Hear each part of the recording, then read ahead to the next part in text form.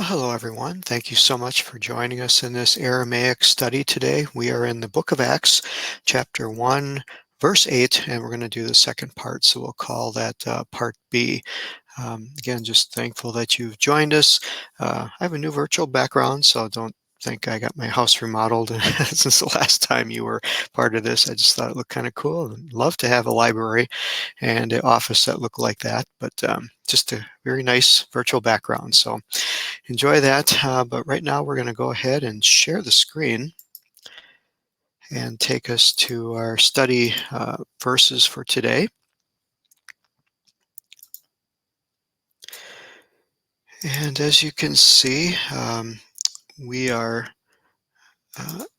showing the portion on the left side, which is the Aramaic Syriac text on the top, the square script familiar for those of you who study Hebrew underneath, and then of course some explanations, some direction and translation of the words. So what we're going through is the second portion of it today of Acts chapter 1 verse 8, and it's Tekablun Kaya Vetehun Li Sade,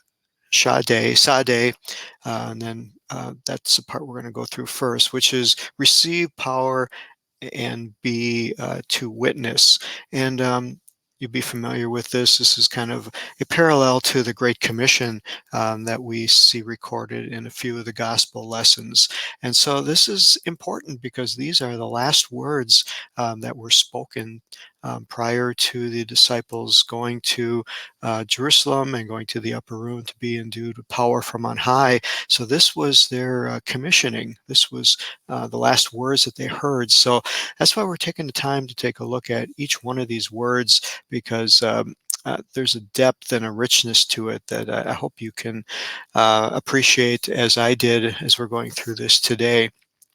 And of course, we look at we stopped at receive, tekabloon last week, but the first word is kaila, which is translated as power.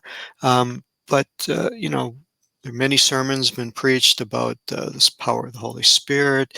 In Greek, it comes from a root word associated with dunamis or dynamite, and we've probably heard many sermons preached about that also. But let's just take a look at the Aramaic background and compare that with the Hebrew root words and see if it teaches us anything new. So if you look at the right side of the screen, you see I've already opened up the flyout for the looking at it a little bit deeper. We get the root, we get the lexeme, and going down, though, what I find is very interesting is that I think some of this came from Payne Smith, their lexicon, and it's associated with a military term. It's associated with a reference to armies in general, or particularly the host of heaven.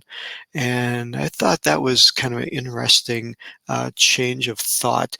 We normally think of spiritual power because that's what the Holy Spirit does for us, giving us power to move in a way of holiness, as we looked at it last time, that it's not a name or a title. It is a power given to us to become holy, for us to become like the Lord, who is sets the standard for what holiness is. But yet to know that this isn't just a singular force here. This is a force equated to the strength of an army. This is a force equated to all of the hosts of heaven, which would be something we don't really conceive very well in our minds of what the heavenly hosts and the powers of heaven are like. But it begins to emphasize upon me that this word power is beyond an understanding of what I have come to understand with a Western mindset. And so really glad for this little bit of explanation here, and wanted to share that with you um, for this word. The next word we're going to go to is vitehun. Of course, that's the preposition vav in front, which is to mean, it means and. So we're going to just open up that uh, fly out here, and we also see that it is in the D form of the verb, which means it is in a very intensive form. And so this isn't just a passive, oh yeah, you're going to get this and you'll have a happy day. This is this chayla coming into your life, and it's going to be one of the most powerful things and have such an impact on you that's stronger than anything you can imagine. It's going to be very intensive, very strong. Um, and what I also see here is this word to be. We use it a lot in English, but we forget that its roots are uh, in the Hebrew related to the name of God and in the Tetragrammaton. And we have to think back that when we see these words to be, it we can go back to when the Lord made his first encounter with Moses at the burning bush, and Moses asks his name, and he says, the I am, sometimes translated as I am, but really it is I will be what I will be, or again, many translations and a fascinating study in itself, but the name of God is tied up in the verb to be. And so here they even make reference to it, and how some of the spelling was changed here just to avoid confusion with the Tetragrammaton, or what's known as the four letters, the Yud He Vav He, meaning the name of God, Yahweh. Sometimes it's pronounced, although we do not know the exact pronunciation of it because that has been lost. But again, this word here being associated with the Kaila, the power, I don't think is a coincidence. I think there's a direct relationship there. And so I thought that was very, very beautiful, being tied into the name of God that denotes his power, but his power in a way to show his compassion and his mercy and to bring salvation. So the next word we're going to look at that stuck out to me is Sadeh, and that is translated as witness. So we're going to open up the lexicon here in Dukrana, and this is got some really cool stuff here. And so again, we have the root. We scroll down to see what it says.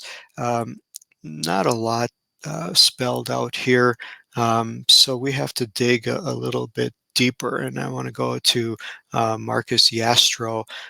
They have it listed here. It's the initials MJ, and when you click on it, it'll take you there. I've already created a separate listing because the print is just a little bit easier to read. And so we're going to look up the Samek, and then we're going to go to Samek and Dalit.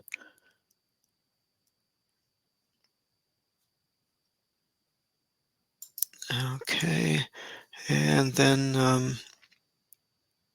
we have to look for the Yud after it. And it says it's on page 959, so we have to go forward 2 pages. Okay, that is, I don't think they have a right listing here. Well, they have it listed here as witness. Okay, here we go. Now, what you're going to notice is many times you have to be a little understanding that the spellings and the number of letters that are used in these lexicons will not always match. You have to realize you're kind of on a treasure hunt here. So even though we were looking up the root by the letters, it takes us to kind of an expanded form itself here and combines some of these letters together. So when we look at the entry in Yastro's on page 969, we come to witness. But what I saw here was very interesting. It made me think of what a witness really is.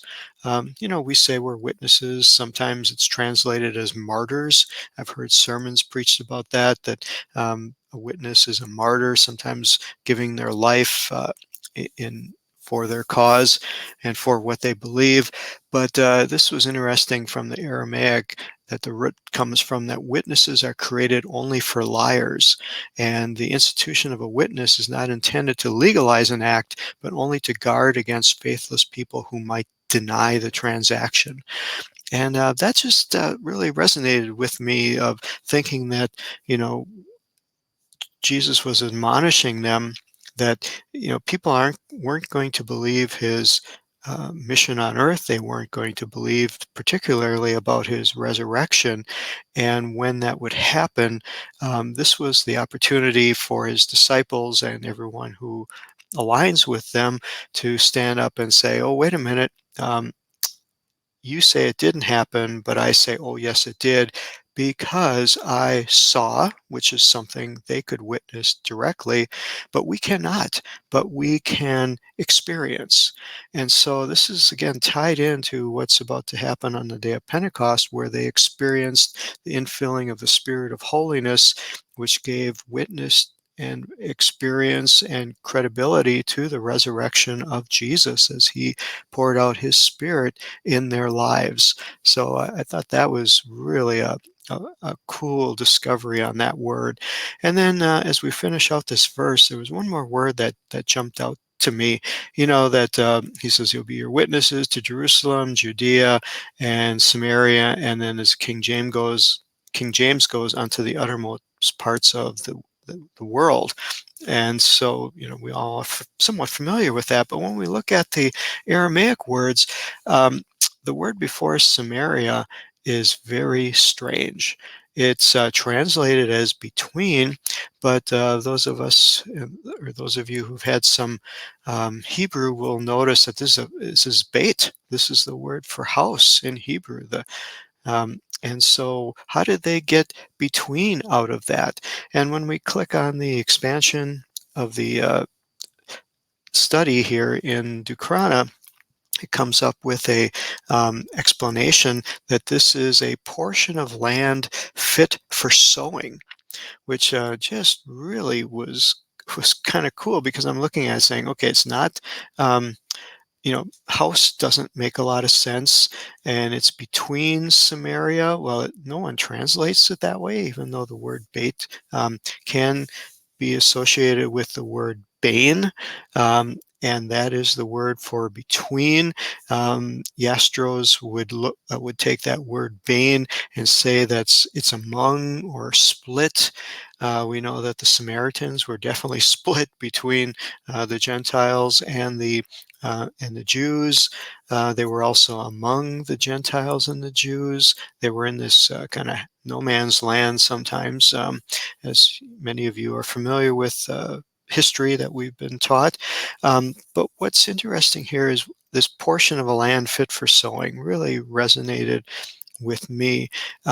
What could this be alluding to? Could it be, the gospel message is compared to seeds that are planted? We know the parable of the sower.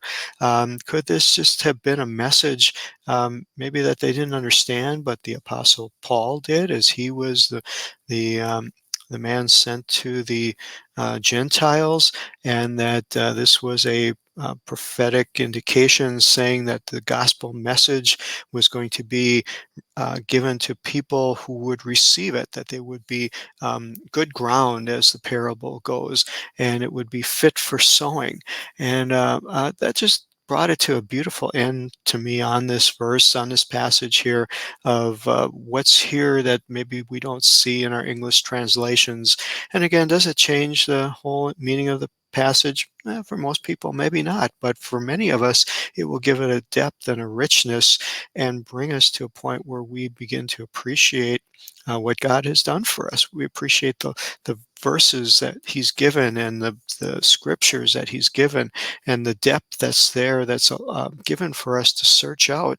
And we search out what he has for us, and it helps us to know him more, and helps us to fall deeper and deeper in love with him, which is fulfilling the Vahavta, to love the Lord thy God with all your heart, soul, mind, and strength. And so I pray that that would be something that be accomplished in your life, as I pray for it in my life. And I hope you enjoy this lesson today, and may God richly bless you and draw you nearer to him. Take care and see you next week. Bye-bye.